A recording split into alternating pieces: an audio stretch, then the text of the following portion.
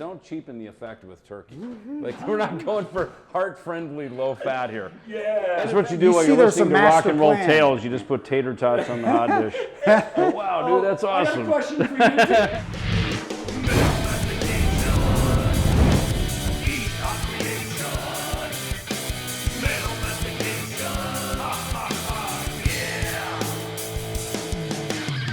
Hail, metalheads! Welcome to another episode of Metal Mastication. I'm your host, Brett Hoag. Right now, you need to wake the kids and phone the neighbors because I have an episode that's going to blow your socks off.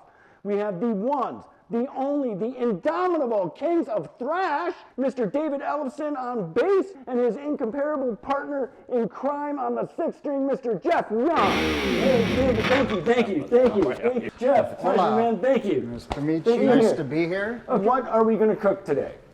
The Minnesota tater tot hot dish. Whoa. Yeah. Well, when we were invited on, I found out you're from Minnesota, I right? am indeed. And I'm from Minnesota, and so there's only one dish that works, and that is the tater tot hot dish. Most people in the rest of the world would call it a casserole, but we're not so refined on the farm, so we call it a hot dish. I wasn't sure. People go back and forth. Growing up in Ohio, you had casseroles, hot dishes. What did you call them there? We called ladies hot dishes. Oh, rock star. That's how they roll over in Ohio. That's a rock star for you right here.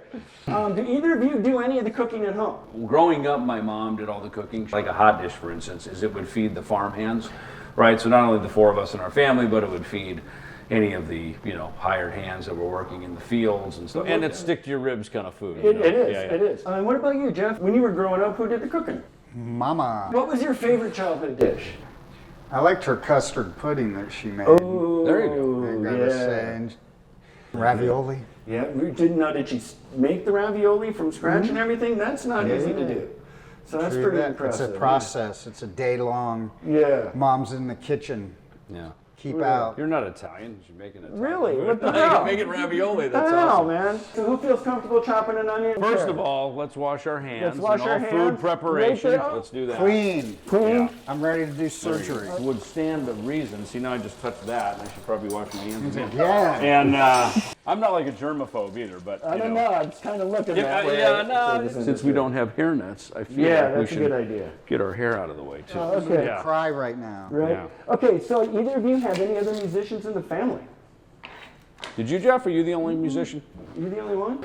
Well, my cousin, Mark Bandy, was a great jazz guitar player. Oh, okay. And he helped me pick out my first Gibson when it was time to get a. Nice. I wanted to buy a Get a real Flying guitar. V. I wanted to buy a Flying V. My mom's like, that's too space agey looking. So my dad sent me to Chicago where my cousin lived. Yeah, if the guitar Pick out a Gibson if it that pisses your strings mom and off, things. that's the right guitar to get. Actually, my mom helped me buy my first Gibson. We've always bought Gibson because on the back of the Kiss records it says Kiss use Gibson guitars and Pearl drums because they want the best. We want the best. We all want to be like Kiss, so we buy Gibson guitars. I bought an EBO, one pickup EBO, and for $150. So like. Pretty good price. It didn't sound like Gene Simmons for some reason, but So you started with the bass? Started with the bass. Yeah. Well, no, I started. My mom was a musical one. In fact, she, when I was growing up, I always sang in the church choir. But she had Elvis and Beatles records. She actually went to go see Elvis in Des Moines, Iowa, when she was. I don't know if she was still in high school or if she was. I think she was in nurses training. And wait, your mom was a nurse? Yeah, So she was a mine. nurse. Really? Yeah, nice. Yeah. See, Okay, moms who I'm cook are sorry. nurses. But she, who was the guitar player for Elvis? Scotty Moore. Scotty Moore. He's got a great website Who the hell knows that? He has every guitar show player and everything he ever did is detailed on his website. And so that's how I saw the show that my mom was at. Yeah. And she was down in the Elvis mosh pit and even got Elvis's scarf. Oh, no and way. she always told me, she said, make sure you give this to Marty Friedman when I die. 'Cause she knew Marty was a big Elvis fan. Oh, yeah, But then yeah. when she passed, I couldn't find it. And who knows what kind of scarf it was back in those days. Right, It right. might have just been some old lady scarf. So it probably looked like one of my mom's scarves. So I never did find it. No, that's but- so cool. She got an Elvis scarf. Yeah, Dude. so That's she was awesome. always into me going out and moving to Hollywood and being a rock star. She was good. Yeah, that is so. How did you get off the farm to You know what? being a pioneer? I made up my of my mind. favorite metal genre that isn't named Black Sabbath. So when I was 16, rehearsing in a shed. You know, we had a big farm, and so my dad would let us, my band, rehearse in various. How unhealthy do you want to buildings. get here, sir? Oh, this is Sirloin not or healthy. turkey? Absolutely beef. Yeah, don't cheapen the effect with turkey. Like, we're not going for heart-friendly, low-fat here. Yeah. And in fact, you need the fat from it to kind of make it all bind together. You know? Okay. So. Okay, so go on. I'm But sorry. yeah, so it hit me when I was 16. I swear to God, I was playing, and it just hit me. I got to get to LA. Like Van Halen was starting to pop. This was probably around 1980, probably 81. I graduated high school in 83 and moved out there. And I think for both me and Jeff being Midwest kids, you know, Musicians Institute, which is still there, MI as we call it, you know, that was for me the path to go, hey, mom and dad, I'm going to go to school. But the reality of it is I didn't go to LA to be a musician. I came to LA to be a rock star because I was already a musician. Did you study? Did you take any classes there at all? I know No, I you didn't. did. I Right? got And Class of '84. Yeah, you seriously. Is it a 1-year program or is it It longer? was then. And you just kicked ass. It was like a vocational school concept where you got 7 periods a day and they're all music, which is why I chose that as opposed to going to get like a classical guitar degree at a college or something where you got to study history and Right. Hey, you want me to do this? Let me BS sure, courses. It's just warming up. So. Yeah, no problem. So yeah, How old were you when you picked up a guitar? What made you pick up a guitar? Did you see a concert? Did you see someone on TV? well, I've been playing music. I started viola in 1st grade when they came around with stringed instruments. Yeah. Then I switched to tenor sax in 3rd to 9th grade.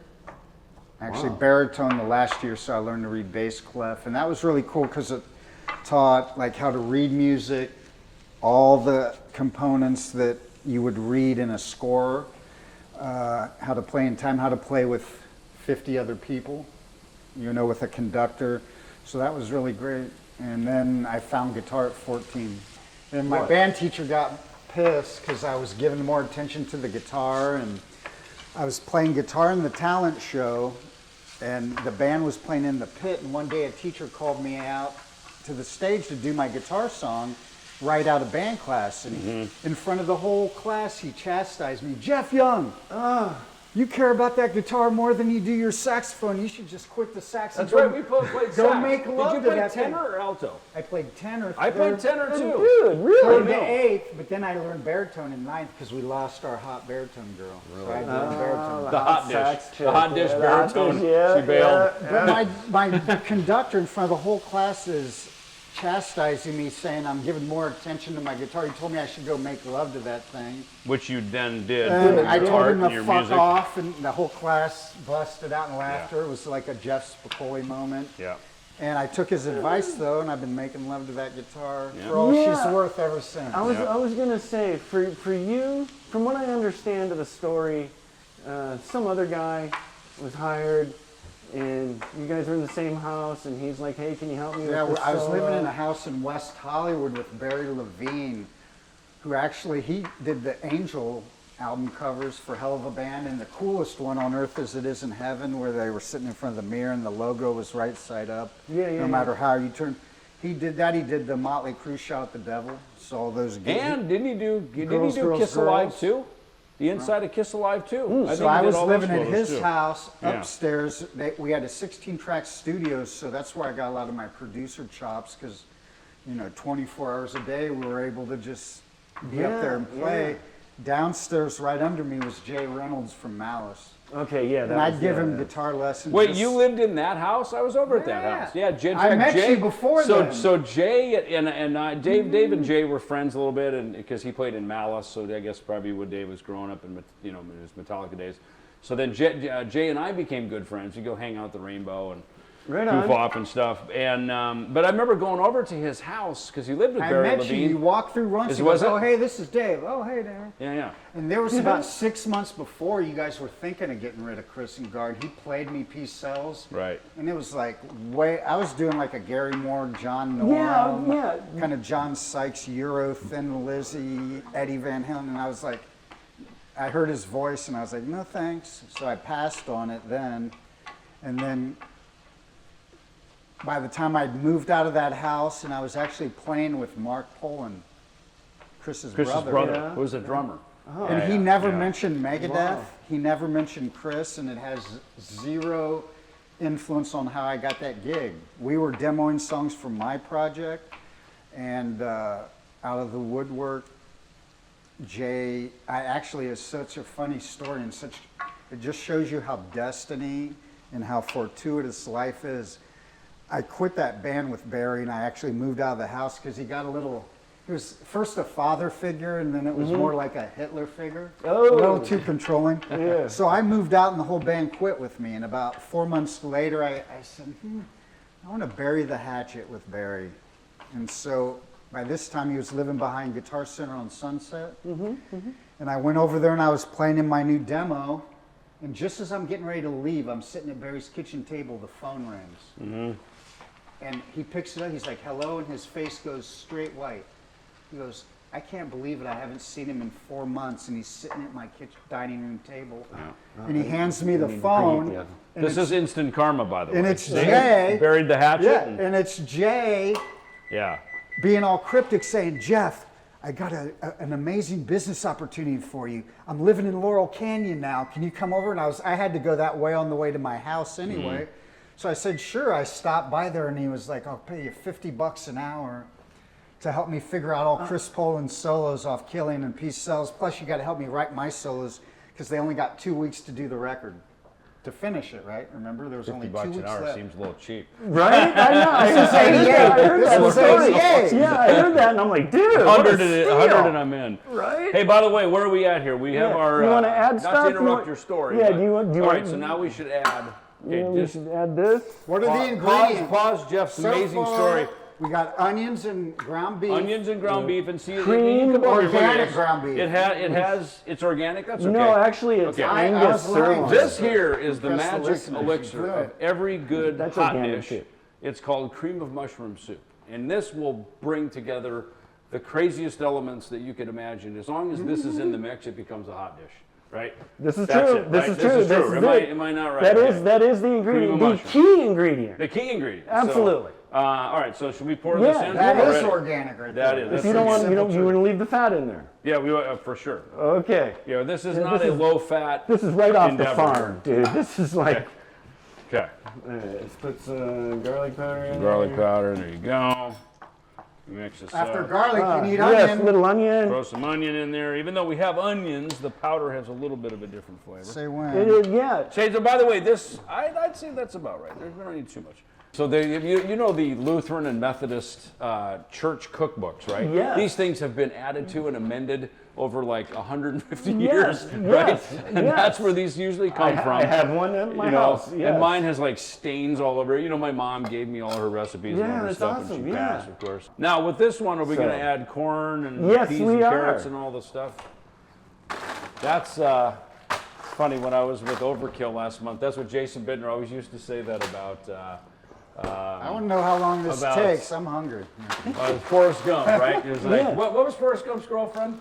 Jenny. Jenny. Me and Janie go together like crazy carrots. Yep, yeah. Obviously, if you're from Minnesota, corn is just—it's like right out the door, Oh, right? man, Minnesota but sweet corn. Oh, I don't know about that. It's up to you. I don't It's think up to we you. should do You these. don't I want think green this would be beans? peas because you don't No, want you the wouldn't. long See, I stringy wasn't things. sure, so- This is not a Yeah, recipe you sit down and cut with a knife. okay. There you Okay. go. Corn it is. So let's just leave it at corn. You got it. That's Not a very problem. Minnesota. That's your fault, You Sheila. can have those for leftovers later. Yeah. Right? In fact, we could actually probably pour this into the pan, and then artfully, we'll let Jeff artfully, meticulously put the tater tots on top. There you go. There you Yeah. go. There you go. There Right you go. there. Right there. All right, should we do that? Yeah. Ready to rock. All right. Okay, we're done. And you with sprayed the this. pan? Yes, I did. Okay, so you put oil, right? Yeah, Some kind of avocado oil. avocado oil, spray, yeah. whatever it was. Okay, I do have some fan questions. fire away. We'll start with Mr. Young here. Uh-oh. This comes from a guitarist who you guys follow each other on Instagram. Yes, Her I name should is do Vanessa this. Barak. She's from San Francisco. She's in London at the moment. Cool. And her question for you is that you came onto the scene seemingly from out of nowhere. So what were you playing? How were you prepared to move into this speeded? I mean, thrash is so fucking fast. So what were you playing before you did that. You know, I mean, it's just like you just came in there and said, "Oh, okay." Listen, I heard the story. You like wrote it in 25 minutes. You know, dude, that's not fair. Well, I was copping a lot of Alan Holdsworth at the time, so I don't know if there's anything faster on this planet or more alien than that. And I mean, I grew up, if you think of the influences of Megadeth, there's a healthy dose of Maiden in there, and Sex Pistols, and all the rest. So I already had figured out all their stuff, and those bands were big influences on me, so it kind of made it transparent. And I think also Chris Poland and I had a lot of the same influences, listening to Jeff Beck and Holdsworth and John McLaughlin and whatnot. So I think that made it a little easier to step my way in there. And he seriously wrote one of my favorite songs of all time, which is My Darkest Hour. I saw that interview you did, and you really did that in like 25 The solo, yeah. Well, the solo, he gave me a tape the day before, like 4 o'clock in the afternoon. We were walking up and down Melrose, and he was telling me all the details, what I was going to be expecting if I joined the band. And I took it home. It was a cassette, literally, and it wasn't the full tune. It was like a 20-second roll up. Start here, stop there, see you tomorrow. And so I just went home and kind of sketched out a black and white sketch the night before. And I think I'd just come out of GIT, so my chops were really up, you know, and I was really working hard, playing 14 hours a day. Yeah, that's the key right there. That's, yeah. A lot of kids come out to LA, go to GIT, and they go out to the Rainbow every night. They start living the rock star lifestyle while they're still in school. I didn't do that. I didn't have a date. I didn't go out with friends the whole year. I just sat in front of a little Dude, here's what's even more important than that. Jeff saw Led Zeppelin. No, no way. Like, he's one of the few people I know on this planet who actually saw Led Zeppelin. When did you see Zeppelin? I saw him on The Song Remains the Same movie. Two were the same outfits. Unreal. Everything. So 73? And they started with it was rock and roll, same beginning. Yeah, same deal. yeah. They did 2 nights in Cincinnati. Wow. And the next show after that was the infamous Who concert. Yeah. Riverfront Coliseum where the 11 people got. Did you go to that? Yeah, I wasn't at the Who, I was at Zeppelin, but I could see why that happened, because when you entered the way Riverfront was built, there was an entrance, doors short like this, just a little taller than you, and then a roof, like so the hippies could crawl up on the roof, they could jump up there and they're on the roof, and you know, we'd go down there at noon and hang out in the line, you know, even for Zeppelin and Aerosmith and all the other bands that would come through. And I think they were sound checking, and the doors were really flimsy, like candy glass, and the people just went nuts. Yeah, they thought the show started, because most rock concerts start at 3 in the afternoon. So they panicked and... Depends on how high you are. Dude, that started, bro. That's true. That's true. Yeah, I remember that from school. That was a tragedy, and that changed everything. So you were ready when the call came, in other words. That's where that saying success is when preparation and luck intersect. Yeah. And it was that day sitting at Barry Levine's dining room table, you know, burying the hatchet, talking about old times, and the phone rings.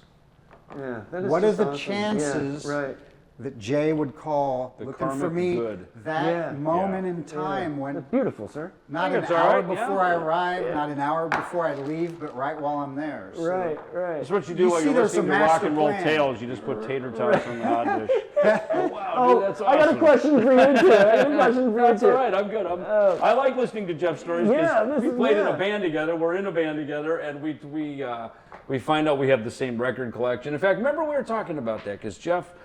You know, you said to me, I don't know, last year, you go, you know, I think when I joined Megadeth, you thought I was some like prog nerd or something and all this stuff. But he said, dude, we played in like the same kind of bands, we listened to the same music, Frank Marino and ACDC and Gary Moore and Thin Lizzy and all this stuff, right? And we never really had those discussions because we never had time because he came in. We hit were on the ground road, running. like I said, we had 2 weeks to That's finish amazing. the record. That's amazing. And we were on the road. My whole career was just And again, touring this is with one of my Megadeth. favorite albums of all time. So the Met Yeah. Center for me was my hometown. Right, That's yeah. where my mom took me to go see Kiss in February 6, 1977, on the Rock and Roll Over tour. And then I would go see Frank Marino and Angel on the rock and roll, whatever that tour, Rock and Roll Marathon tour. In fact, Frank Marino was the only concert I fell asleep at. Smoked so much pot and I just fell asleep. It was like Angel was rad, Humble Pie, Steve Marriott. They were great, but Steve Marriott was. No. It was he I was. saw he that was just, same tour Did in you? Ohio. And we had a bus driver on the man. tour. Hi, Buddy, Frank Marino and do Angel. you remember Buddy? He drove. Maybe he didn't drive when you were in the band. I don't know. But he drove on that tour, and I remember sitting there talking to him all about that tour. And then fast forward 20 or 25 years, he's the bus driver on a Soulfly tour that I did. And I went, God, I hope he's like not going to eat I too many think tater Buddy tot was dishes. he kind of the, Can I interest? he had an Anyone want some water? accent, a little southern No, he accent. was Jeff, he you want had some water? kind of a southern accent like many of the bus drivers back in the day because they were all from Florida and Nashville and stuff like that. But yeah, he was a cool guy. What is the chances you'd have a bus driver who was on a tour that you went to? Yeah. And it's funny, That's unreal. Felix Robinson from Angel, who was the bass player in Angel at that time, he and I had become really great friends. And so it's just fun to, talk about what it was like being in Angel. It was basically just like being in Megadeth or just like being in probably Led Zeppelin or any band, because all bands are exactly the same. In fact, jazz bands, and we talk to so many people, like every band is the same. What do you mean by that? Just the personalities that it takes to Have you seen Spinal Tap? make up, to make the group, the different, I think it's funny. I had this feeling one time, and a friend of mine confirmed that Frank Zappa had said this too. I felt like the guy that picks guitar is a certain personality. The guy that plays the drums is a certain personality. Yeah, And Frank Zappa said something like that too. That it's like you can kind of tell the French horn player and who's the guitar player. And I feel like the choice of instrument is not our choice. It's sort of divinely put upon, right? Because what kid sitting in the cornfield eating tater tot hot dishes gets a bass put in his hand? And, No kidding, right? dude. Says that I'm is going to go such- to Hollywood at 16, and same with Jeff. A kid from Dayton, Ohio, right? Comes from a good family, life's good. What the hell? Why would you throw that all away to move to Hollywood and live in top ramen poverty and go join a rock band? So. I might add that since we're waxing on Angel, that when I lived in that house in West Hollywood with Barry, Punky Meadows was my roommate, and his girlfriend, they lived in the back of the house. It was such That's a right. surreal- What was his name? Barry Levine, and Punky lived in the back of the house. But I thought the drummer lived there. What was his name? Barry Brandt. Barry Brandt Yeah, is what a who Barry great Levine got to produce my first demo. So literally, man. my first demo out of GIT, I had Barry Brandt on drums. Wow. Who's done amazing drum. Well, That guy was And we were incredible. rehearsing at DR. Really? You both played with I some amazing fly around the drummers. world and I listen to Live Without a Net, that live Dude, he was album. very Bonham-esque. Yeah. What a Amazing. great drummer he Well, was. you just took a question away from me. I was going to ask, what do you listen to when you're not creating music or rehearsing or something like that? Today, now, Anything. What do you listen to? a lot of funk. I always love. Again, I came from the town where the Ohio Players originated. Yeah. So I love anything funky. Yeah. A lot of world music. How did you get into that? Because you did that #1 Brazilian album. That was 1998, correct? Yeah. Exactly a decade after Megadeth, the Budgie album came out. Really? Isn't that weird? Hey, and speak not 88, to interrupt that thought, but isn't today the 36-year anniversary of the Metal Years movie? Of our movie. Yes. Which The movie. that was my Yes. first time on stage with you. Yes. sent that over and to yes, us, I was yeah. going to talk about Yeah. that too. And Sean Duncan. Oh, who's here's a in Odie, great says, Spinal "Hello, Tap gentlemen." moment. Dude, was Okay, it so- on that video shoot? So we go to the Country Club in Reseda, which was a very famous concert venue back in the day. And we order from Guitar Center, like a whole back line of Marshall stacks. So they bring us Marshall stacks, not 412 cabinets, which would stack up with a head about this high. They bring us 410 cabinets, which are about this high. Right? So a total Stonehenge Spinal Tap moment. They start unpacking, and we're like, what are you doing? Like, the back line's literally this high, right? With the head is left here. We're like, what are you doing? He said, well, we got an order for some for some Marshall stacks. Ladies and gentlemen, Megadeth. This is all we had. So we had to make them take them all away, and somehow we got the proper stacks that you see in the movie. Because Penelope Spheres hit the shot. She was shooting the movie, who then went on to do Wayne's World. Right. Yes. After that, but she shot the movie. She'd done the Decline movie before, which was mostly about punk rock. Ours was about metal, the metal years, and did our interviews, shot some stuff in the studio. And thank God you guys were there, because otherwise it was glam, and that's not metal. But Well, it was a transition. I mean, Alice was in it, Alice Cooper, Lenny, you know, and there was a lot of Roxy guys. from Vixen. Okay. It had some, I mean, it's the right, infamous Chris Holmes. But I mean, that was, you know, and I love Chris. I just saw him on Monsters of Rock Cruise, you know, and he's funny. I mean, he's cleaned up. His songs are kind of about this hilarious journey that he's had. It was so last time I saw him, he was.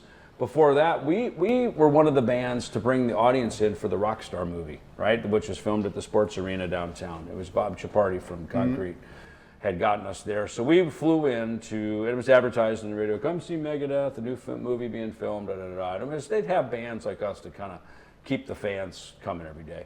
And so Wahlberg was filming one of his shots where he starts at the elevator up at the top, coming down to get on stage. And I remember seeing Chris Holmes, he was standing against the wall like this. Hey, Junior, what's happening? I said, Chris, man, how are you? And I think he was working at Serwin Vegas Speaker Company or something at the time. But he was all, you know, him and Robin Crosby from Rat. It's funny, I always got along well with those guys for some reason. They always took a liking to me. And so, you know, which I thought was great because they were a step ahead of us. Rat, by the time, you know, Jeff and I got to Hollywood, Rat was, Motley and Rat were the first. The week I arrived in LA, and I was driving around getting the lay of the land before, this was March '84, Rat was making the rounds on all the radio stations. So I'm hearing that album for the first time and going, man, Warren DeMartini is the shit. You were playing something last night in rehearsal. I don't know, I made my darkest hour, some full on like Warren DeMartini. You're like playing something. I go, dude, it sounds like Rat now. It just totally copied the part. Actually, that's one of the records I listen to when I fly. I've got like an INXS greatest hits, a Rat greatest hits. These are just, you know, like just listen because they're cool songs. They and are. You don't pass out. Yeah, you grew up with them. I mean, they were everywhere. The first couple Rat albums were awesome. They're not Warren bad. is killer. He is. Yeah. And if you put anyone up from the strip with Van Halen, I put him right next to him. What about Vita? Vito? Brado, He's killer. Yeah. From the East Coast, of course. Yeah, isn't But he? he don't play guitar no more, so. His career was so short. I know. He was a great like Randy player, though. Rhoads to have a profound, you know, compared to these guitar players who've had lifetime careers and a body of work that really It's funny, grows Nuno and John evolves. Petrucci probably took over where Vito left off, right? I mean, just I career-wise, can see that. Yeah, you know, because absolutely. Extreme was popular in the 90s, and Petrucci, of course, was... You know, and it's interesting, you know, Dream Theater guys, along with Al Petrelli, you know, they all did about a year at Berkeley, which in the East, and that's a 4-year degree. They did a year, then they left to get on with their careers, and I always liked, and as I've done things at Berkeley College, they would always ask, why did you go west to Hollywood rather than come east out here? I said, well, because MI, which was kind of the carrot dangled, you know, MI had the 1-year program. And, you know, if at 18 you're a little too young for rock and roll, by 20 you're too old. So you've kind of got this really short window to get in the game, you know, and start to make a name for yourself. And unfortunately, when I landed here, you know, Dave was about 6 weeks out of Metallica, and I met him, and that option showed up. How old were you? 18. 18. I was 18, yeah. 18. Yeah. So you did the first album when you were 18 years old? Well, we signed to Combat in about a year later, about mid 1984. So he's an old man of 19. Yeah, we were in the studio. Right. I'll never forget my 19th birthday because I tried to drink 19 shots of tequila. I got the 13 and my head hurt for 2 days. I'm like, fuck that. I never drank tequila after that. That's not good, yeah. I hear you've been sober for quite some time. For a while, yeah. Well, living in Hollywood will either kill you or sober you up. You know, now we're preheated. Now we're ready to go. All right. Yeah. So in goes the illustrious dish. Woo! Rows. See, in Minnesota we have rows of corn and soybeans, so we're good with rows, right? How long are we cooking this? A half an hour. I got it right here. All right. Okay, so I got a question for you, a fan question for you. Sure. From a bass player.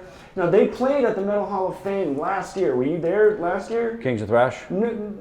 Yeah, but you guys didn't play at the Metal Hall of Fame. No, you did. We did, That's yeah, right. we did. Yeah, we did. We played. You We did. closed I'm it sorry, up. I'm sorry. Yeah. So Just played so Deconstruct. late at night, no one Right, was no, there. I was there. I was there. Yeah. So Deconstruct, the bass player from Deconstruct, Okay. from Sacramento, Bobby Real, Okay. wants to know, since you've been playing the type of music you've been playing for so long, and it's so fast, Right. is there any special regimen you do to stretch, any vitamins or Go to the chiropractor. anything? Yeah. Is there anything Like you're doing literally on your, daily. what about your hands, even You your know, wrists and stuff? so here's the thing. So for me, it's more the back, you know, like up here in this area, right? And then just kind of, because normally I've kind of stood a little in battle stance like that, sort of, you know, like you're shooting a, you know, it's almost like if you're shooting a shotgun or something. I'm just kind of in that position. I just naturally go there for some reason. Okay. And, you know, so for me, it's my body's kind of torqued like that. I mean, look, I've been playing almost 50 years, you know, so since I was, you know, just a wee youngster. You know, my hands aren't too bad. It's funny, I noticed when I was practicing the overkill stuff, I had a couple of basses, and I was playing so much every day going through the set that I did have a little hand fatigue. In fact, I had to finally take one weekend off and just let my hand kind of rest a little bit. But lots of times it's more about the instrument, whichever one is right. And I just, you know, I brought a bass out for rehearsals and last night we were playing, and our tones were really meshing together well. Jeff's got some new gear, some new guitars. I have a bass that I like. It's one of my signature ones from Jackson, but it's a 4-string, and I'm finding I'm playing a lot more 4-string now. You know, the 5 strings that I played with Megadeth was mostly because once I started playing some 5-string with Hangar 18, and then a lot more on Countdown and Euthanasia and kind of through the 90s. It was just easier to keep one bass as we went through the set list. I didn't want to keep changing back and forth, right? So it was kind of more for convenience. But you also get used to that string spacing, right? Your fingers get used to that. So to jump from a 4 to a 5 back and forth, to me, I didn't play as good on the 4, so I kept the 5. Now I'm doing the opposite. I'm playing more 4 because I just like this. It's lighter. It's just an easier instrument to play. And I'm not a good. I'm not a guy who's good with like these kind of nu metal tunings of just dropping everything down into bizarre, weird tunings. Because for me, I always think if that's a drop C, that's a C. So for me, it's hard to pretend that that's the E when it's really a C. So, because, you know, like Jeff, you know, you learn manuscript, you learn, I didn't know tab. I mean, tab was something that really, I don't do a lot of it. It's tablature I'm talking about. Right, yeah, I know what you're talking about. You know, it's a more modern way, and it's fine, because it's a way for people to communicate. Can you read music? I can, yeah. And that's the thing that I learned. I know how to Play read. sax, you got Yeah, if yeah, you're in a school band, you Sax, got it. exactly. In fact, I remember getting the Kiss Destroyer songbook for piano, vocal, whatever, right? And I'm going, This is wrong. it says E flat, but my bass only goes to E. Like, how do you play this? They must have written this tuned wrong, down. right? And I didn't realize Kiss tuned tuned down down half half step, step. But again, that's what I'm talking about, is when you're musically trained, you know, to just kind of, and I've learned now over the years, you know, to just kind of dumb it down. And if it's a drops, you know, you tune the guitar down half step and drop the whole step. It's now a, you know, whatever, a C sharp or a C, whatever. So you know, you kind of go into that mode, and I've gotten a little more used to it. But for me, you know, I'm because, you know, I was properly trained in how to play. You know, I like to. That's my frame of reference, is to play things properly musically. Right on. Yeah. All right, so I got another question. This one's from anyone. I don't care who. This is from a band called Treason in Glasgow, Kentucky. And the first thing they want to know is, do you have any plans to come to Kentucky? Because I don't think they realize you have nothing to do with that. Well, the dudes, venues have to book you. Cincinnati ain't that far, guys. There you We're go. going to be See- there in a Yeah. week. Okay, they're Come going on to up. Cincinnati in a week. All right. And their question is, on this tour, I know you're doing the classic Megadeth covers. Any plans to do any covers of maybe some of the new wave and heavy metal stuff that influenced? We do a bunch of that. In fact, we talked about that because as this started, we call it the mega years, right? So, Right. 'cause that's our Jeff and me. That's our, you know, connection.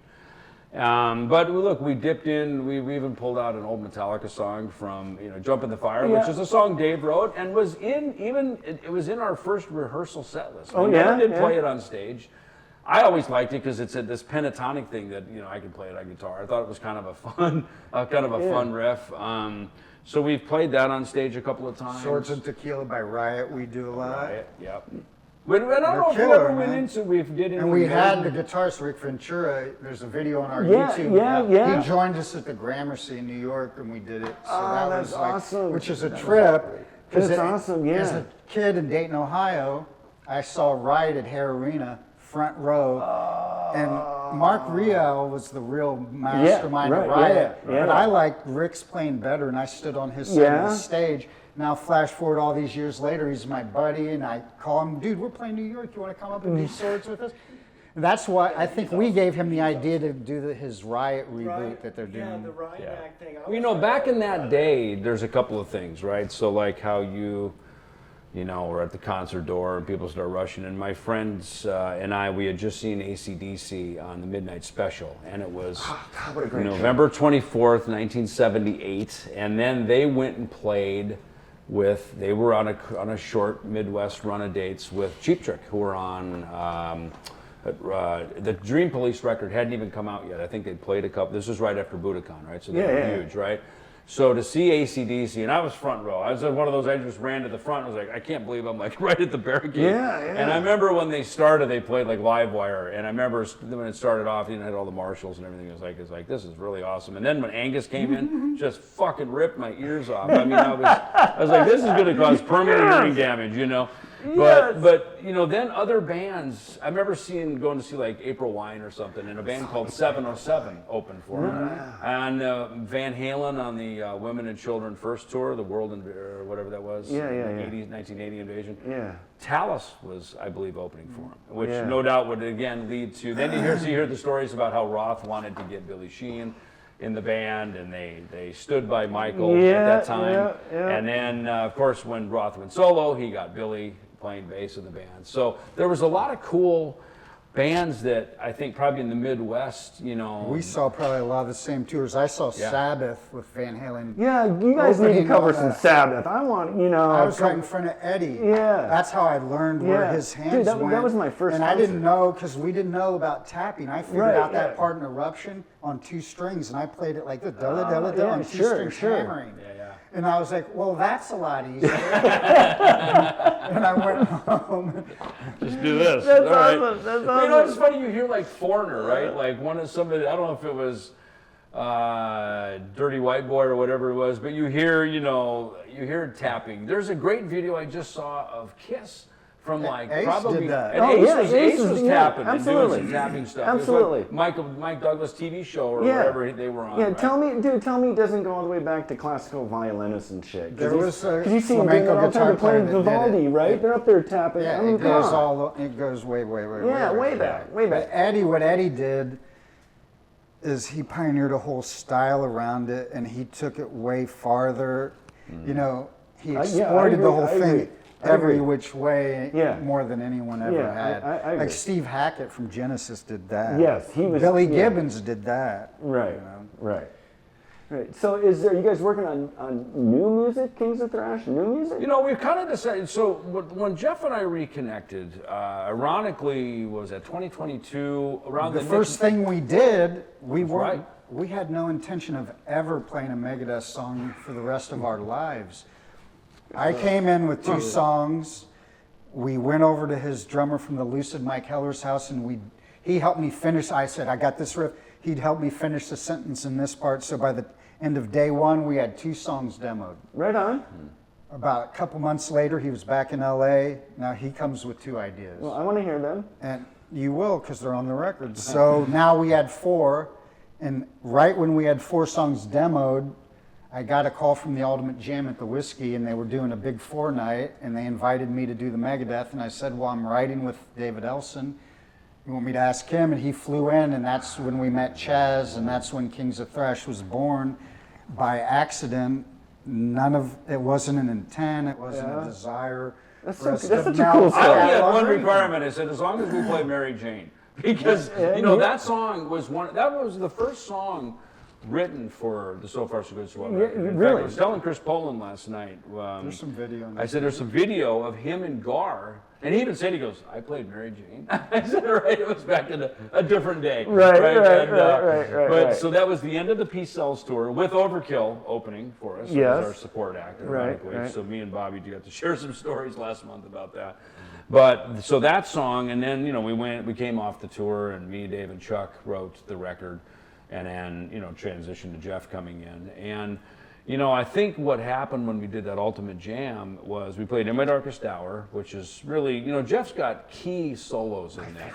And I think really cemented his legacy, not only in Megadeth. Hey, that solo, you might not know, that got voted in the top 100 metal solos of all time. Yes, it I did. can believe it. Yes, it did. I mean, look, I remember between Liar, Hook and Mouth, Not bad for an improv. Darkest Hour, and Mary stop Jane. bragging. Those Now are you're some just of the- bragging. Some of the classic Megadeth solos ever. Yes. Chris has his, Marty has his, Jeff has his, but no. and 502. and I guess what I didn't know Yeah. too after we started doing Kings of Thrash, because like I said, we were focused on our own material, and we've been writing behind the scenes, and we'll probably just end up doing it as me and Jeff, because we decided Kings of Thrash is a very special thing.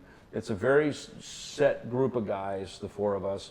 We do really well at that. And then, sort of the next sort of chapter of creative Songwriting, stuff. and that's a whole different whole other- bag. Yeah, It's a different yeah. craft. It's Yeah. it's a different art. And I can tell you, without saying too much, we can tell we got almost 2 albums written now. Got a lot of stuff. What's the And- style? Huh? What's the style? Is it thrash? Is it? find No, dude, I think if, Oh, don't get out, man! think- Clickbait here, clickbait. Find out. I think if we came out, and other Megadeth members have done this, where you come out, that was Dave's thing that he came with. If we come out biting that, Sure. I don't think that's really legit. There's enough stuff because that's in us.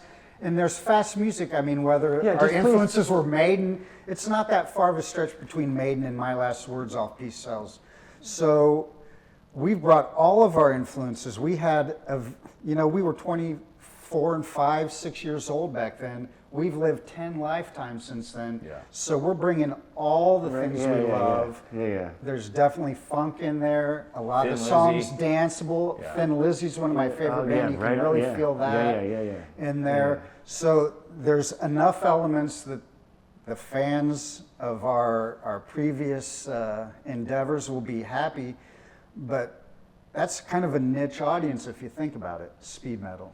It is. It's a big world out it there, is. and David and I want to. We want to yeah. speak to the whole horizon. Yeah. It's a very. And our That's- music's it's a lot wider than that. I think. That's why Kings of Thrash, we keep that, because there's a lot of material, just even in the mega years, not to mention some of the things that influenced the new wave of British heavy metal. But here's the thing, back to that question too.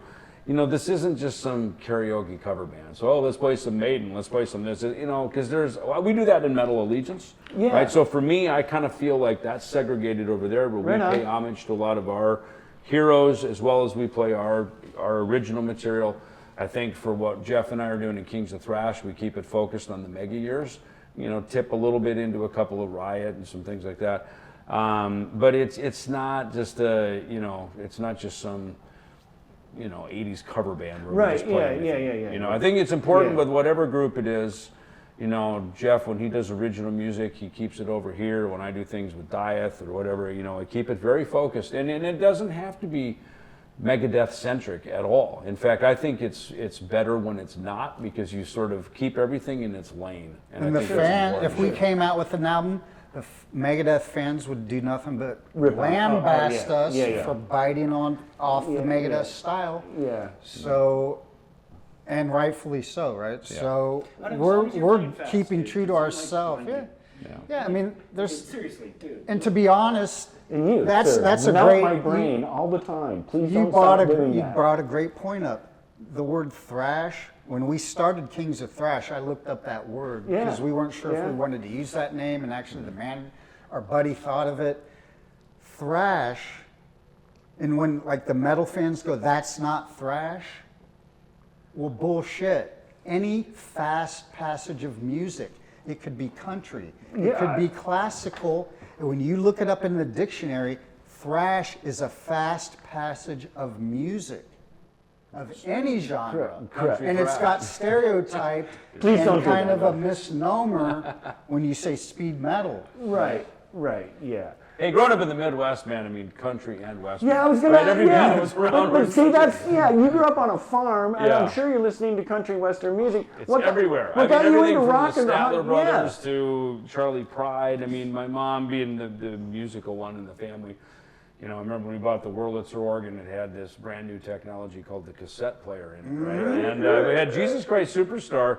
And I'd come home from church and I'd put that in and go, this sounds kind of like wrong, and I really like it. You know what I mean? Little did I know it had Ian Gillan as the singer. You know what I mean? Right, And you know, it's funny. Alice Cooper did a great. Remember they had that as a special during COVID. They did a live Jesus Christ Superstar. Alice sang. Yeah.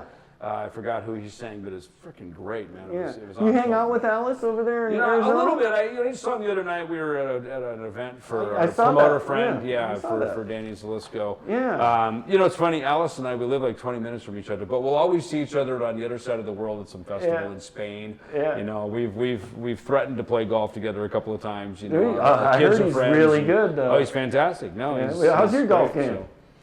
My dad grew up on a golf course, Oh. and his father was a greenskeeper. Oh. And my dad could have been a pro golfer, but Yeah. he became an engineer and got 16 patents. I took tennis lessons as a kid. What were your dad's patents in?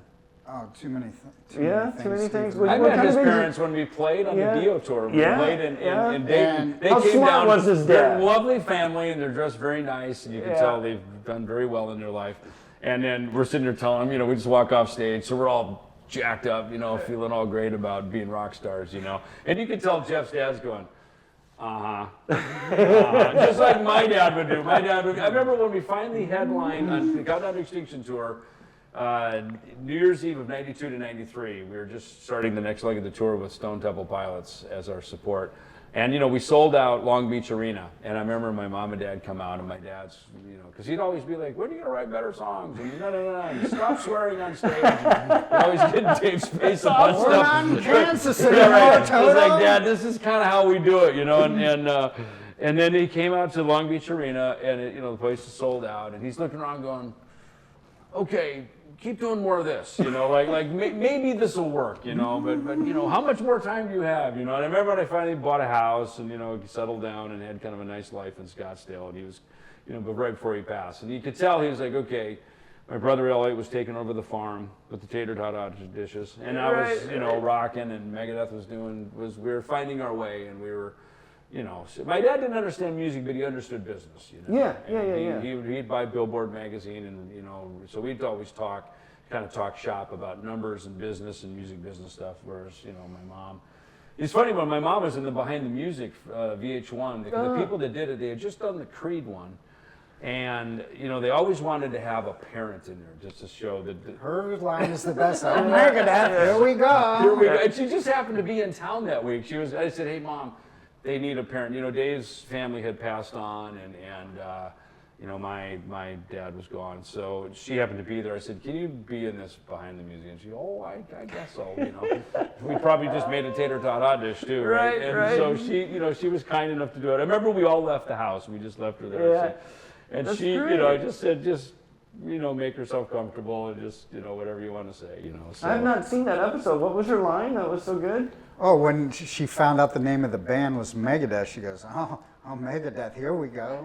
See, because this is this moment when I come out to Hollywood to go to Musicians Institute, where Jeff actually did go. Yeah. And you know, it's the summer, but maybe it's in the fall, and they're like, oh, so I call home, you know, they're like, oh, so how's school going? And I'm like, oh, I forgot to tell you, I'm not going to go to school. Not going to go to school. I said, yeah. I met this guy, lives upstairs, and he was in this band Metallica, and they're like, who? You know, because Metallica, the first album probably hadn't come out yet. Right. And I said, he's good. It's cool. It's going to be fine. And oh yeah, but what's the name of the band? You know, and like Megadeth. You know, and that's when she went home. Megadeth. Oh, here we go. You know, just kind of like because Black Sabbath was fucking heavy. Megadeth was one heavier. You know? Right. It was like one darker, one more intense. I can top that. When our album went gold, you know, I got one for my dad, because I got Peace Cells too, because we were still playing with the Peace Cells backdrop on Dio because the album didn't come out for another 4 or 5 months. So I helped push that album. So I had one for my dad and one for my mom. And they had a den in their house, and she hung that gold album up. And she found a plant with a thin stem that was long enough where the flower covered that little album cover. With So it didn't say she saw the gold. So when her friends came over, they saw the just whole moved the album. flower plant over. That's my son got that, but they didn't immediately see what band I got it for. Oh, that is awesome. Yeah, it's that is like awesome. That's a good story for my book, right? Yeah, it of is. course. And see, the parental shame never ends. Right? Even Yeah, when you we make bought, it. you know, it's nice because The album's going platinum. She's covering up the cover with Yeah. that flower. It was Celine Dion, we're good. Megadeth. Right. Yeah. What do you do other than music? Yoga. I like animals and critters and reptiles, but You're a hiker, dude. yeah, Like he nature? said outside guitar. I hike with my guitar. I don't know if you see the pictures. I don't know. No. People think I'm going out there finding guitars in the woods and shit. Yeah, They're like, there's guitars out in the desert. They're like, I gotta find out where this guy's Eddie Van from. Halen guitar behind this rock. Where's he Can you going? believe it? And so I go up because I figure if you're hiking, especially like I do Friedman Canyon here in LA, but in Arizona it's a lot more jagged. So I figure if you're running the set like that, by the time you get on stage, it's like smooth sailing. Oh, right So- on. Very good. So training, staying in and shape. cycling, like Tour de France yeah. style cycling. Right on. What about you? What do you do anything outside You of know, music? I cycles too. I do. I cycle. Yeah, Yeah. he's got a killer bike. They're like a real great road bike. You know, when I lived here, Nick Menza, when I was getting sober back in 1990, you know, Nick was always very athletic, and so he and his buddies got me into mountain bike riding, like up in the kind of going up from Studio City over in kind of the Santa Monica Mountains and stuff. So I got into that. When I moved to Arizona, though, in '93, you know, I took my bike out in the desert, and I'm like, oh shit! If you're gonna crash, you're gonna hit a rock or a cactus, you know. And I was like, I think I'm done, right? So I stopped riding out in the, you know, doing mountain trails when I out in Arizona. So I just street biking, you know. But I do that, obviously fitness and stuff. Or with drivers today, that might be more dangerous. Yeah, no I've been kidding. hit. Yeah. I got hit twice on the sidewalk. Once in LA. Wow. It was like if you did a drone, it was a mirror image accident. I was on the sidewalk in LA, got hit by a car in Jersey on the sidewalk. Wow. So it's better to live in the middle of the country. Yeah, I think, Right, I think yeah. cycling on either end of the country. Yeah, Yeah, and you also survived quite a medical scare, I would imagine. That's how I got into cycling. Yeah, I'd imagine that had scared the shit out of you. Well, I'm yeah, glad I you had got cancer. better. I'm glad you got and better. Lance Armstrong's doctor cured me. Yeah. And so when I was going for my chemo treatments at IU, Indianapolis University Hospital, I was seeing all these yellow jerseys and all Lance's pictures with my doctor on the wall. And so after 9.5 weeks of chemo, 5 hours a day, I needed to get that shit out of my body. So I figured cycling might help flush the... Yeah, big time. And so I've been doing it ever since. Awesome. I ended up riding 100 miles in Austin with Lance Armstrong and Robin Williams, who was an avid cycler. He was one of Lance's best friends. I didn't know that. And 100 miles for the Live Strong organization. Yeah. We raised $12 million Right in on. 2005. Very cool. What do you want your legacy to be here when it's all said and done? What do you want? Well, I keep saying I'm just a humble guitar picker trying to make the world a better place, one song at a time. Okay. So if I can do that. So if you can do that, what about you, David? What do you want your legacy to be? You know, when I was growing up, I wanted it to be musical and music-based, and I guess it is now. I kind of just now play music because it's fun, you know. I think it's, even coming over here, it's like I get to play music with my friends, you know. And some years back, I decided, you know, play music I like with people I like, period, you know. At this stage in the downward spiral of the music business, the only reason to do music Yeah, is because it's fun. Yeah. If you want, if Yeah, it's I mean, look, in I you. want my kids, seeing them be successful, right? Seeing them. Are they musicians? My daughter is. My daughter Athena is extremely gifted, like very natural for her. She's got perfect pitch. She says synesthesia, where you see colors associated with music. We'll be driving down the road and she'll go, I always like this key a lot. I said, what is it? It goes C sharp, because I always see this kind of lavender, you know, and she'll relate colors to that.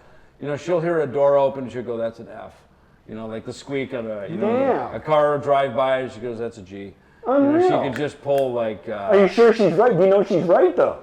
I'm pretty sure she is. Well, you know why? Because it's funny, when she was singing in the jazz choir in prep school, her teacher came out and says, your daughter's, I can't believe it, Athena has perfect pitch. I mean, he was ecstatic. Yeah, It's not something most people have. I have relative pitch. If I can hear a pitch, da da da da da da da, you know, as long as I hear a root, and I guess we play so much, we can kind of tell, you know, an E from an A to an Yeah, can you tell a note just by hearing it? Yeah, I do. Okay. Well, you know, and when you play a lot, you know it. But to have real perfect pitch, you know, I remember when I worked for Peavey, right?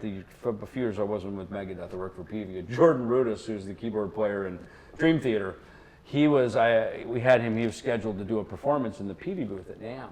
And I was like, hey, it's 1 o'clock, you gotta get going, you know. And he goes, I can't. I have perfect pitch and the keyboard's tuned down a half step. So when I see a C, it has to be a C or I freak out. So I remember we went next door to Korg and got another keyboard for him, you know, so he could do it. And that was the first time I'd ever had an experience with someone like that, who I kind of understood how, you know, these sort of relational aspect of that, you know. That's... Bumblefoot has perfect pitch. Does he? Mike Varney likes to call him and try to trick him, and like he'll call him, like give him like a C9 sharp 13, and he'll call Bumblefoot, what's this? And yeah, he always guesses. Yeah, is he? I would have no idea. You talked about tone and gear. What are you using in the Kings of Thrash? Are you using the same stuff you used when you did that album? The same guitar, the same amp, you know? Well, I'm no. There's, I mean, the technology, technology then versus now, but it's really not that far. Like back then, I was using Lee Jackson modified Marshalls. Now I'm using Dave Friedman modified. It's basically a modified Marshall. It's like a souped-up Marshall. And what kind of pickups do you use? I think that's the thing, right? I'm not a musician, so. Jolin and Seymour Duncan. It's a new guy out on the East Coast. He winds them like the original Van Halen pickup. Because the original Van Halen 1 pickup was out of phase. So he winds it like that. Those red pickups. I didn't know that, really? They're out of phase? Yeah. Because it was broken pickup. That sound is a broken pickup that everybody loves, dude. Yeah. So he winds that. I endorse Dean guitars, EVH gear. Yeah, you play Dean? EVH, sometimes I play EVH a lot right now, and a few different companies, but yeah. What about you, sir? What's your rig setup? I think that's the correct term. Again, I'm not a musician. I'm not a musician, no I'm a chef. Right. So, peace of mind. I always love that, right? Yeah. I always, when people like do a photo at a restaurant, I'm like, come on, we got to do the Iron Maiden peace of mind. Yeah, Peace of mind photo, right? Yeah. You know, it's funny you mentioned that about original gear, because I would say if I, you know, every time I walk in, Jeff's got, dude, check out this new rig, right? And always the Friedman is there, and probably the EVH stuff. But there's always some new gadget, and I love that, this constant pursuit of tone chasing. And all right, let's see what we got here. That looks pretty. Go ahead, sir. That looks. I'd say that's right on the money. All right. It looks pretty So good. we want to get a close up of this, because this is. Yes, what I use. This is what I use. Tater tots, Right. ground beef. Yeah. All right, there it is. I think it looks pretty good, right? I think so. I think it's pretty good. I All right, think here. so. We have a Sheila? rack. Do we have a cooling rack? Right there is good. Okay, all right, but you know, it's funny that I remember one time some years back with Megadeth, we were talking about, let's get that exact guitar tone from that record. But like Jeff just said, everything's changed. Drums tones are changed. The reason those tones worked on that album, for instance, So Far So Good So What as an example, is because that's the drum sound. The bass fit into that. The guitar sound was a certain way. Jeff's tone had to mirror into that. So when people just sort of geek out on tone, it's one thing to do that. But when you're playing in any ensemble, whether it's live or making a record, you have to fit into what that tone is. And that's why people always ask me, why do you play with the pick? First of all, I think rock music just sounds better with a pick. I think there's a better intention, there's a sharper attack. And for me, you know, growing up with the Gettys and the Steve Harrises, who were finger players, but to get in the settings that I've been in, the plectrum just kind of cuts and gets it in there where I hear it being, right? And we play how our ears basically determine, right? Our ears are out here hearing something, so like Jeff goes, I got to get this pickup, I need that amp, I need this, you know, it's this combination till you finally get it there. Same for me with the bass. So, you know, if the drums are of a certain sound, like I brought a bass out, this bass that I'm using right now, and I'll probably use this next couple of months on tour, is it's one of my signature models, but it's a bolt-on Jackson, right? It's not a neck through. I have the neck throughs. It looks just like the one you played on the tour. It does, yeah, but the neck through has a more scooped mid by nature, right? Just by the construction of the instrument. The bolt-ons have what I call kind of more of a Fender tone, right? Because that's what Fender did. He took a neck and he bolted onto a body, right? They have a definite, more defined mid-range. A little less low end, so it gets a little cleaner in the low end. So there's a lot less kind of woof from the bottom end down here. There's a little less of that kind of really clicky stuff up on top. There's a little, it kind of sits more here, whereas the bolt-ons tend to kind of scoop down around the bottom, and you can get that kind of clicky thing on the top. So I brought it out here to experiment, and because Jeff has upgraded his tone to some other things, our tones really sounded great in the room. Yeah. You know, during rehearsal, and I think we'll go to the stage really nicely. Right on. Yeah. Right on. God, I'm so excited to hear this. So, yeah, and you also got to play with the fretless monster, Tony Franklin. Did you do that together in person, or was that remote? He came down to my house in Sarasota for a few days and stayed, and this was on my Equilibrium album. Yeah. He played on a few tracks. Killer. Right. Yeah, he's amazing. I got to see him twice with the Firm. Man, that was a sweet spot. You know, I saw him when he played. We did a Whitesnake Megadeth Queensryche tour of South America back in the late '90s. Yeah. And he was playing for Whitesnake. Yeah. Right, yeah. Which was a very different. You know, he was just playing bass in the band, right? Right. But the Firm, to me, was when you really heard Tony come forward as those records are The just bass licks on the incredible. radio tune, Radioactive. Yeah, Great Radioactive. bass. Yes. Amazing bass line, amazing bass line. So who is your favorite guitarist? Do you have one? No, there's too many. And then you'd have to start with, okay, what genre? are we Okay, yeah, talking right. about? So let's start with my favorite, classical. Who's your favorite classical guitarist? And there's only a correct answer here. So if it's not Andre Segovia, there's the door. No, I'm just. It's two proteges. Baji's brothers, Sergio Daira Saggi, were trained by Segovia's protege in Rio de Janeiro. Yes. And Sergio's undoubtedly the greatest living guitar composer alive and arranger. And everyone in the classical guitar community will tell you the Assad brothers are the greatest duo in history. And I was lucky enough to live and be around their family for 5 years. Sounds like Portuguese. How about Bundes na Praia? Yeah, and I can also. She knows what that means. Yes, of course she does. It means asses on the beach. Yeah, That's what we'd say. Let's go look at Bundes na Playa. Hot dishes and what is it? Bundes on the playa. My brother-in-law took me Bundes or fishing booties. there. Hot dishes. Are we going to serve Yeah, this? let's do this. Who's your favorite bassist? Do you have one? I don't. You don't? I don't. What do you? Whoever's playing at the time that I'm listening to. Yeah. That's. You know what I really like? I like the Ghost bass player. I think he's got great lines. I can't tell who it is because they're he's in a anonymous mask. ghouls. I couldn't. I tell know, you but who they're it is. anonymous ghouls or nameless ghouls, so I can't say. Do they not put out their names? No, they don't. No. So, which is brilliant, right? But I think those are great. I think, honestly, Ian Hill, I think, from Judas Priest, is probably the greatest heavy metal bass player ever. Right on. He plays real bass. A lot of the earlier stuff was kind of this Jethro Tull, Jack Bruce-ish stuff when they got into the 90s and were produced Let's do two. Yeah, That's a little. by Tom Allen, was it? Who did those, the big hit records. He adapted his playing a little differently. Yeah, there's like 3 of them under, which you might need. Yeah, but I think you're gonna need them because it's a little heavy. Okay, so wait, so this is called the plating, right? Yes, the plating. It's all right, really cool. So go ahead, you do it. There we go. So I screwed that one up. No, it's all right. I'll We're eat good. that one. You're good. You're good. Yeah, you know.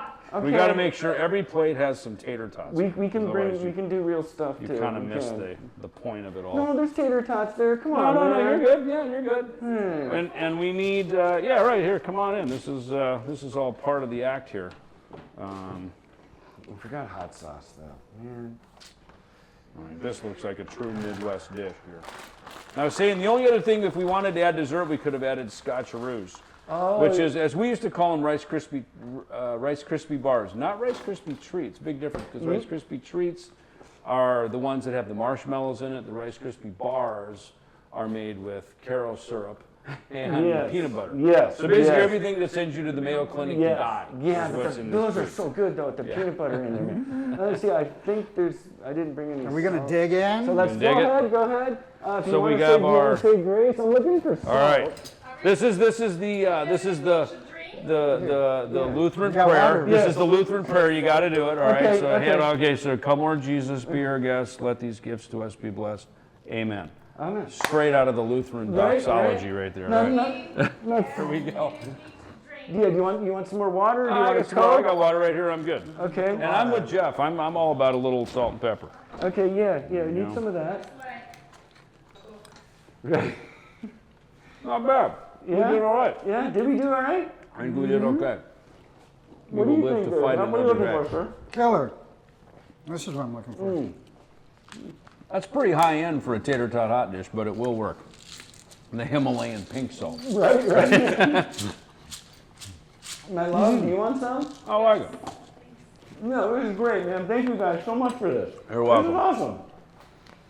My favorite fucking album. Tater tot Oh hot my dish. God. Who knew So Far So Good So What would produce an awesome tater tot hot Dude, dish? who knew? What, 30 years later? Who knew? But that's what happens in heavy metal.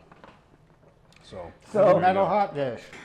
Dude, correct me if I'm wrong if you were there. We were in the studio, we were at the music grinder, this is how the title came. We had a guitar tech named switching this side. David White, we called him Gadget, right? 'Cause Yeah. He looked like Inspector Gadget. yeah, there's a spoon here, babe.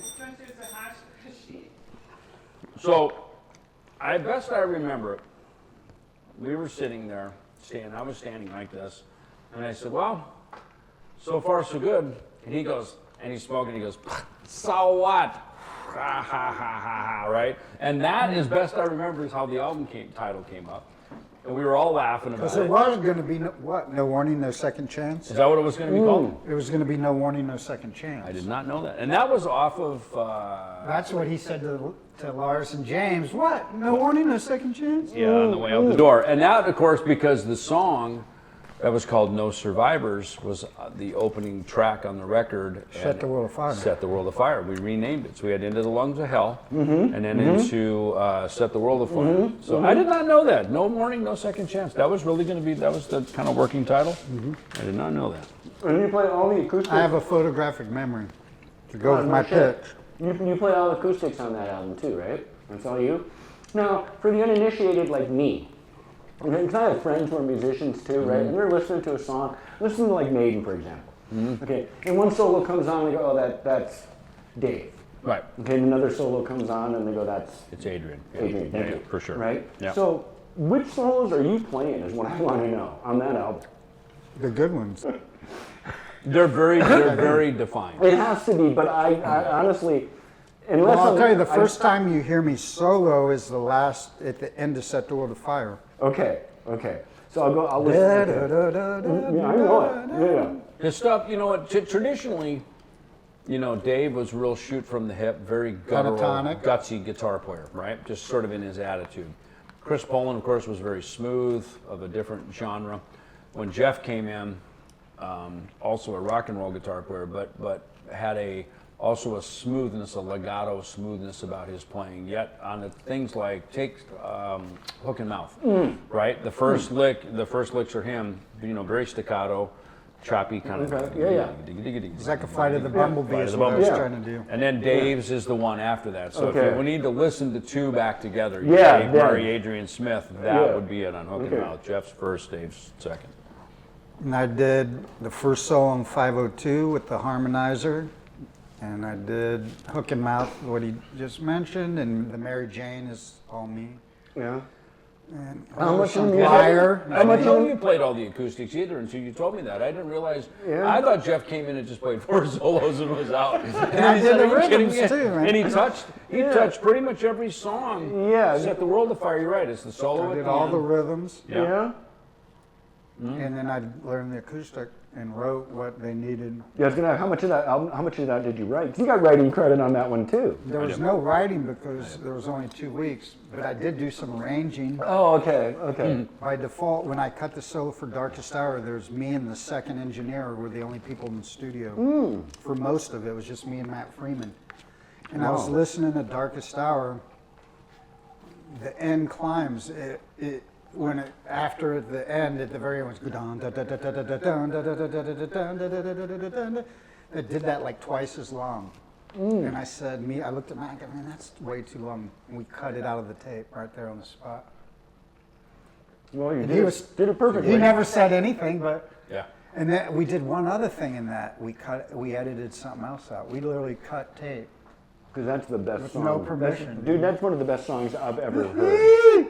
He got away with it. Right here. Right in the front. There you go. That's so awesome. Mr. Young, please. There you go. The 2 best chefs you've ever known. Amen, man. This is fantastic. Oh, and they play guitar and bass too. Yeah, something like that.